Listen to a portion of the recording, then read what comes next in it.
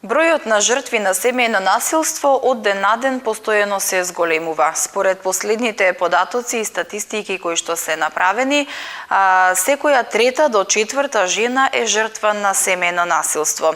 Токму на оваа тема ќе разговараме во студиото на Прва Скопска со господјата Нена Смилевска, координаторка на Шелтер Центарот за семејно насилство на Организацијата на жени на град Скопје. Господја Нена, добре дојдовте во студиото. Добро ме најдовме и ви посакувам пријатен и успешен ден. Ви благодарам за поканата. Овие бројки кои што ги кажав, навистина се неубави да се слушнат, нели? Секоја трета до четврта жена да е жртва на семејно насилство, тоа е навистина голема бројка, процентуално земено. Ќе ни кажете вие подетално каква е состојбата со семејно насилство? Точно е, тоа е званичен податок за Македонија, меѓутоа мислам дека не се разликува и во останатите земји во окружувањето. Дури ми се чини дека и по сознатијата кои ги имаме од земјите на Европска унија иде тука од 3 до 4 жени се жртви на семејно насилство. Навистина е тој голем процент. Меѓутоа се прават напори колку што е можно овој процент да го намалиме. И од страна на државните институции, од страна на невладиниот сектор се прават големи напори за да можеме што подобро да ги ублажиме и ситуацијата кога жртвата ќе се најде во акутна фаза на семејно насилство. Сакала само да спомнам кога веќе кажавте дека е од Организација на жени на град Скопје, дека уште во далечната 94 година отворен е првата СОС национална линија. Сега веќе е 15700, иначе беше 9700, препознатлива линија за која е достапна на целата територија на Република Македонија. Линијата е отворена 24 часа. На линијата работат 8 до 10 операторки. Во почетокот тоа го работевме исклучиво од некој ентузијазм и желба да помогнеме на жените волонтерски. Сега се обидуваме по пат на проекти и донации да имаме некои парични средства каде што би можеле да покриваме сите оние трошоци кои произлегуваат од работењето на линијата.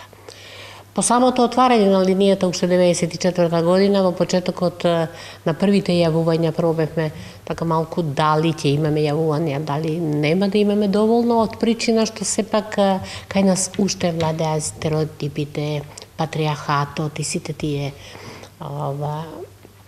кај нас во Македонија и некако и бевме скептични дали ќе се осмелат жените да се јавуваат.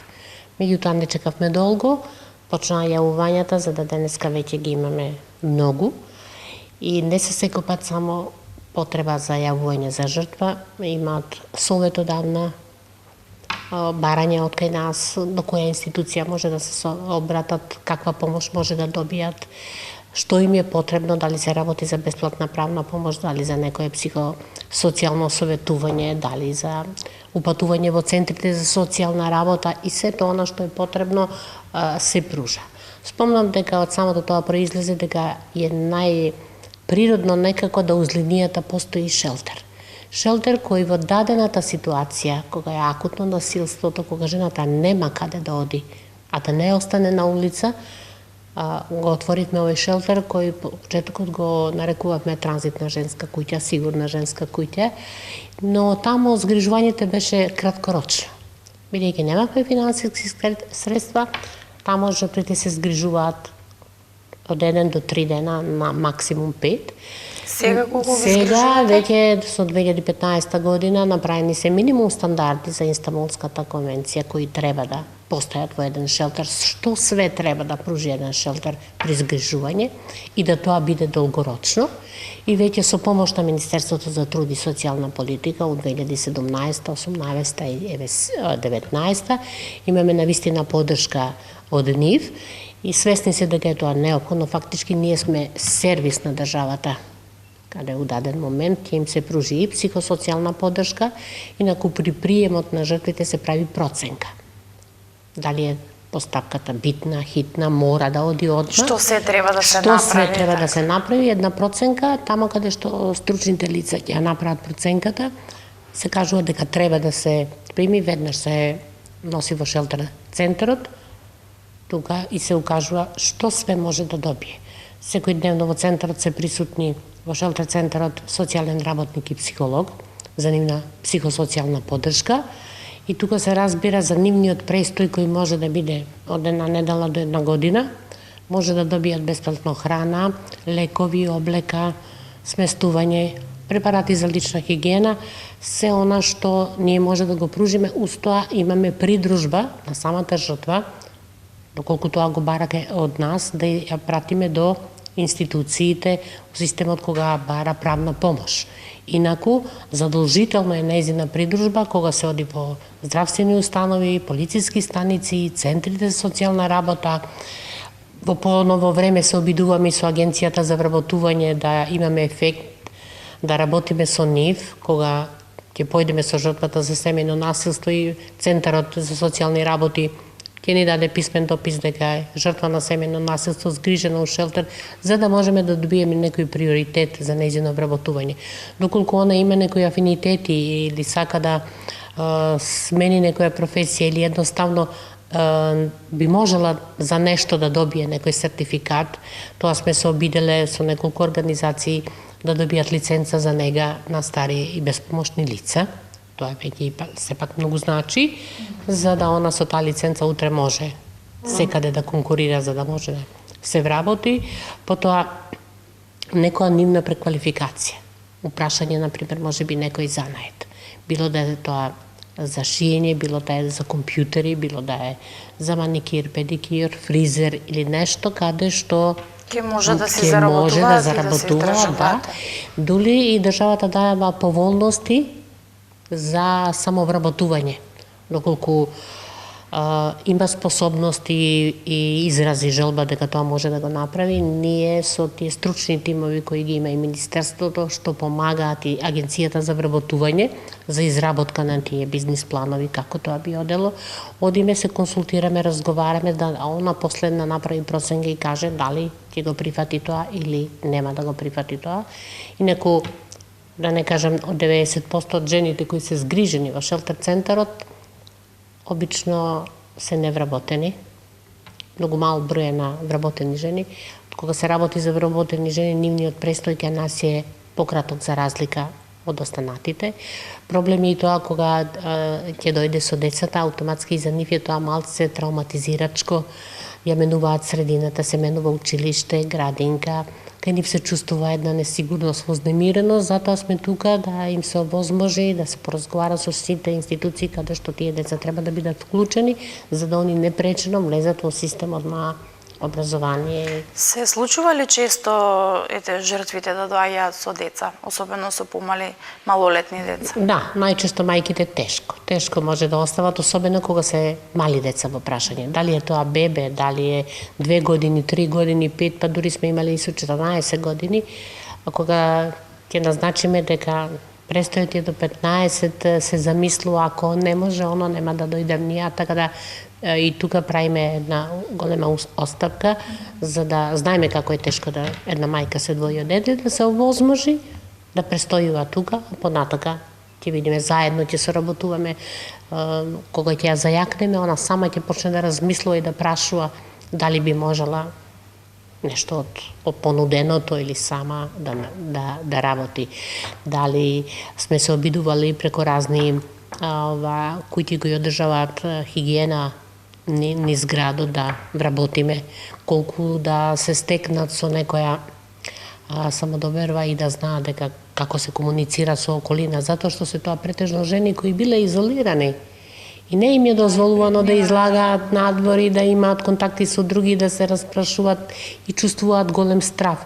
И тука ние кои ќе се ослободиме од тој страв, односно нив ќе ги ослободиме, за нив е веќе полесно, посе опуштени и тогаш знаат што да направат. Инаку има и големи фирми каде што сме побарали баш како големи молови и слични, за да вработиме.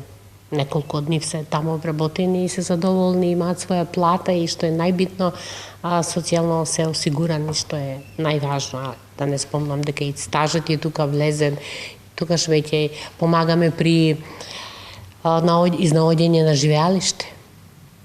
Ако нас се вработи, па нека остане кај нас додека малку собере некои средства. И многу е битно да кажам дека доколку семејството и оно биде вклучено, паралелно со нас и они од друга страна, да преземаат работи, многу е полесно. И на самата жртва е многу лесно кога знае дека семејството е семејството стои позад нејзи, иако на тие жени е дозволен контакт. Не многу, него 1 до 2 членови од семејството, никогаш близу шелтерот, секогаш многу подалеку, заради безбедноста на самите кориснички на услуги во шелтерот, а и за наша безбедност кои сме ангажирани во самиот шелтер. Така, кога сме кај шелтер центарот, би сакала да ни кажете или да ни информирате колкав е капацитетот на шелтер центарот, колку жени може да се згрижат? 5.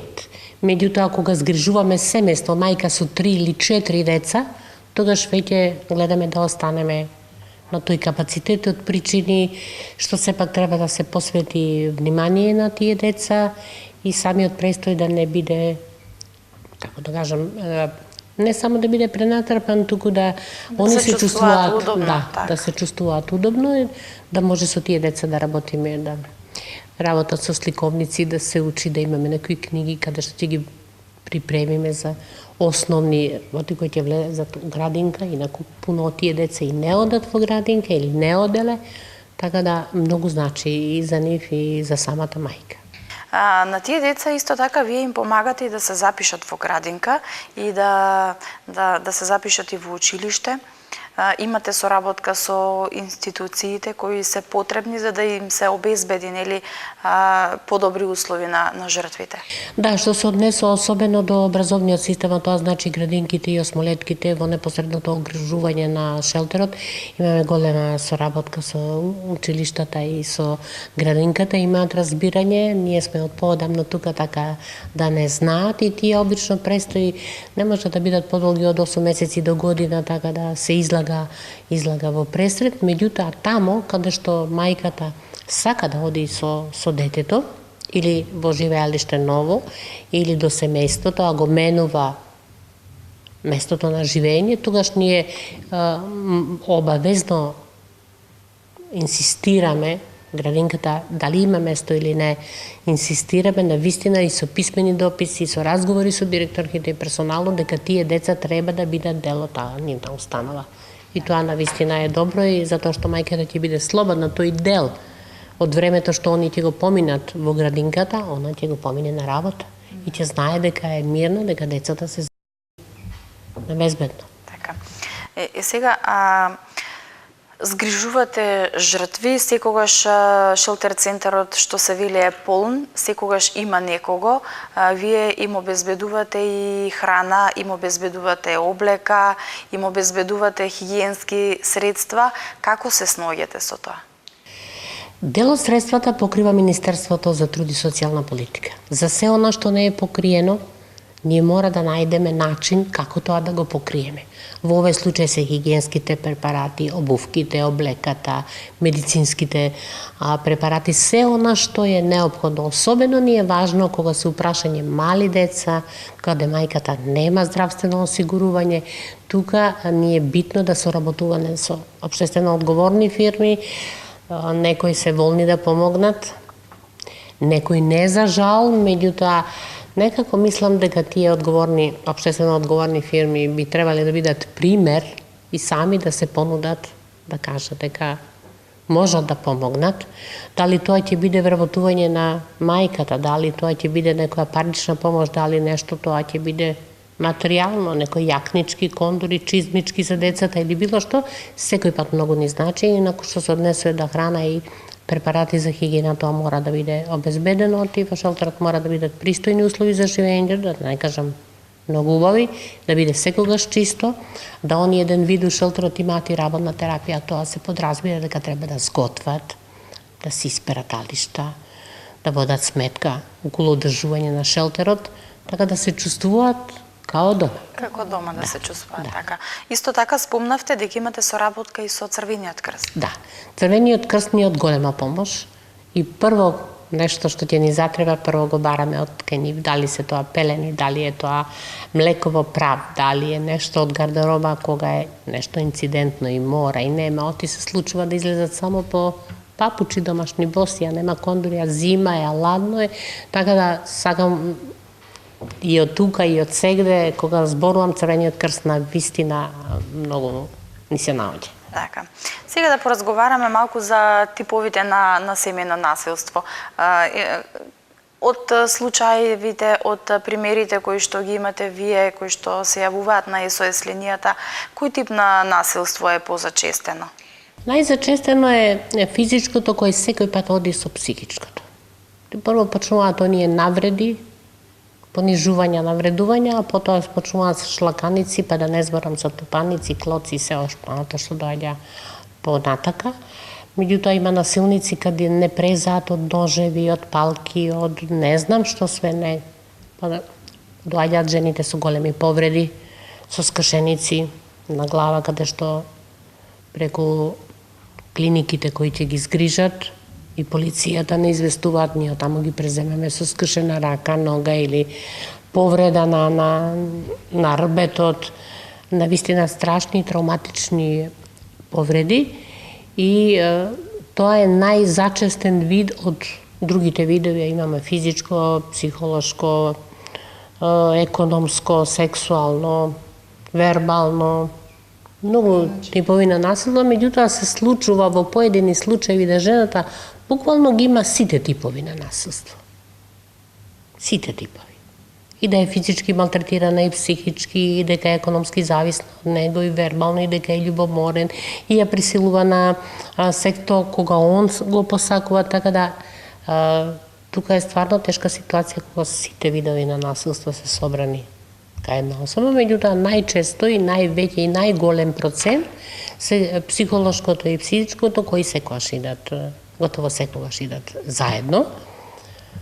Сега законот кој важи за семејно насилство во кривичниот оддел се изрекуваат мерки на заштита, тоа иде преку центарот и обвинителството заедно во соработка со полицијата, каде ќе се изречат мерки од забрана за доближување до домот, до местото на нејзина работа, до училиштето. Ќе се преземат мерки и задолжени за примена и почитување на тие мерки се полициските станици. Така да тука понекогаш може да се појави проблем. Знаеме дека они имаат и друга работа во кој домен ние не сакаме воопште да разговараме, меѓутоа тогаш кога имаме непочитување на мерки, бараме со писмени дописи да се вратат на мерките, да видат што е од тие мерки предложено и зашто не се почитуваат, да го повикаат, доколку тоа и продолжи, тогаш заедно со центрите предлагаме повисоки мерки, повисок степен на заштита, каде што обвинителството постапува. Сега ние би сакале да тоа биде брзо. Тие постапки, за жал, се доста спори. Најверојатно затоа што Скопје е голем град, обвинителството има многу работа, како ги зимаат тие случаеви не знаеме, меѓутоа ние предлагаме да во тоа обвинителство има некој одел или судија кој што ќе работи на семејно насилство и каде тие постапки за изрекување би били брзи, 2 до 3 дена, не повеќе, за да биде полесно и на нејзиот. Потоа сме имали случај пред неколку години на силувана жена која е во партнерска врска. И тука не сме задоволни од начинот на кој се исконтактира со нејзе, затоа ако она треба таа приказка да ја раскаже, прво што ќе пријави, еве да кажеме кај нас, па во центрите, па во полицијата, тоа е премногу за нејзе излагање и премногу мачење.